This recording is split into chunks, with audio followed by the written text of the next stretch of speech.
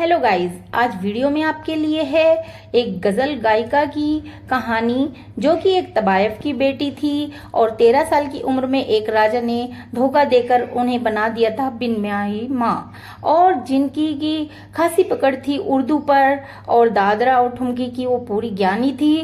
तो जनाब हम बात कर रहे हैं बेगम अख्तर की। बेगम अख्तर के बचपन के बारे में जाने तो उनका नाम बीबी था बचपन का, और फैजाबाद के वकील असगर हुसैन और तवायफ मुश्तरी बाई की वो बेटी थी। असगर हुसैन पहले से शादीशुदा थे और मुश्तरी बीवी के प्यार में पड़ करके उन्होंने उनसे शादी की और बीबी का जन्म हुआ। मुश्तरी को जुड़वा बेटियां हुई थी गाइस। 4 साल की उम्र में दोनों ने जहरीली मिठाई खा ली थी बहनों ने। इससे बिब्बी तो बच गई लेकिन दूसरी की मौत हो गई थी। अब बात करते हैं बिब्बी की शुरुआती जीवन की। तो पढ़ाई लिखाई में बिल्कुल मन नहीं था, शरारती इतनी थी कि मास्टर जी की चोटी तक काट दी थी बिब्बी ने। फिर भी उनकी पकड़ उर्दू शायरी पर बेमिसाल थी, अच्छी जानकारी थी उन्हें। 7 साल की उम्र में उन्होंने गाना शुरू कर दिया था और माँ उनकी जो थी उनके गाने से खुश नहीं थी, फिर भी उनकी संगीत शिक्षा उन्होंने शुरू करवा दी थी।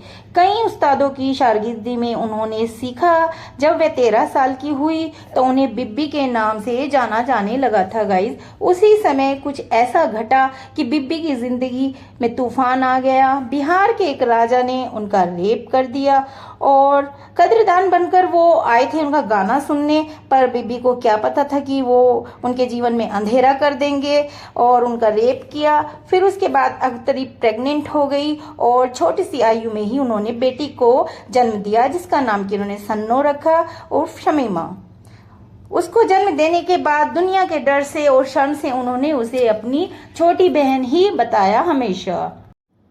गाइस सबको बहुत बाद में पता चला कि जिसको वो छोटी बहन बताती थी दरअसल वो उनकी बहन नहीं उनकी बेटी हैं। 15 साल की आयु में अख्तरी बाई फैजाबादी के नाम से गाना शुरू कर दिया उन्होंने। उनकी आवाज़ में ज़िंदगी के उनके सारे दुख खुलकर सामने झलका करते थे। आपको बता दें उनकी शिष्या रीता गांगुली हैं जो कि अब 75 साल की होने आई हैं। उनकी बारे में उन्होंने एक बुक भी लिखी है गाइस, और उन्होंने बताया है कि 11 साल की उम्र में उन्होंने पहली बार परफॉर्मेंस दी थी और जो उनके ऊपर उन्होंने किताब लिखी है उसमें लिखा भी है कि अख्तरी बाई को लोग तबायफ ही समझा करते थे और मुंबई के एक तबायफों के संगठन ने उनकी बेटी को उन्हें सौंपने का भी प्रस्ताव रखा था, जिसे कि अख्तरी और उनकी मां मुश्तरी बाई ने ठुकरा दिया था। अख्तरी को अंधेरे में और अकेलेपन में बहुत डर लगता था वह गाइस, इसलिए वो सिगरेट और शराब की आदी हो चुकी थी। सिगरेट की इतनी बुरी लत थी उन्हें कि वो रमजान भी नहीं रख पाती थी और यहाँ तक कि वो एक चेन स्मोकर बन चुकी थी। बेगम अख्तर ने इसी वजह से पाकीजा पिक्चर जो हॉल में देखी थी उनको वो 6 बार में कंप्लीट करनी पड़ी थी, क्योंकि उन्हें इतनी लत थी सिगरेट की कि वो बाहर आती थी सिगरेट पीती थी तब तक पिक्चर आगे बढ़ चुकी होती थी और वो फिर से देखती थी। आपको बता दें गाइस अख्तरी बाई गायन के साथ साथ अभिनय भी करती थी। 1939 में उन्होंने फिल्म जगत से नाता तोड़ दिया था और अपने परिवार के खिलाफ जाकर बैरिस्टर इश्तियाक अहमद अब्बासी के साथ शादी कर ली। तभी से उनका नाम बेगम अख्तर पड़ गया। उन्होंने पति के कहने पर गाना क्या छोड़ा, उन्हें बीमारियों ने जकड़ लिया और शराब सिगरेट के कारण उनके फेफड़े भी खराब हो गए गाइस और डिप्रेशन में भी आ गई वो, और इतना दुख उनके साथ था कि अपने पति से उन्हें कोई संतान भी प्राप्त नहीं थी, ये भी उन्हें दुख था। और डॉक्टर ने कहा कि अगर वो दोबारा गाना शुरू कर दे तो फिर ठीक हो सकती हैं। इसीलिए उन्होंने 1949 में ऑल इंडिया रेडियो लखनऊ पर गाना शुरू किया।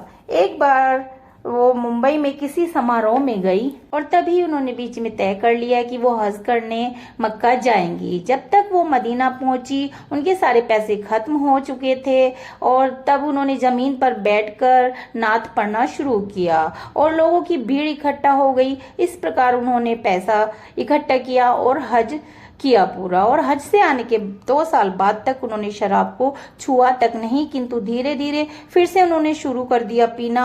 आपको बता दें, भारत सरकार ने उन्हें पद्मश्री और पद्म भूषण से सम्मानित किया है और नाटक अकादमी पुरस्कार भी उन्हें प्राप्त है। 30 अक्टूबर 1974 को वो अहमदाबाद में किसी समारोह में गा रही थी, तभी उनकी तबीयत नासाज थी और अच्छा उनसे नहीं गाया जा रहा था और उन्होंने इतना दबाव अपने ऊपर लिया कि वो हॉस्पिटल में जाने के काबिल हो गई और वहाँ उन्हें हार्ट अटैक आ गया और उनका निधन हो गया।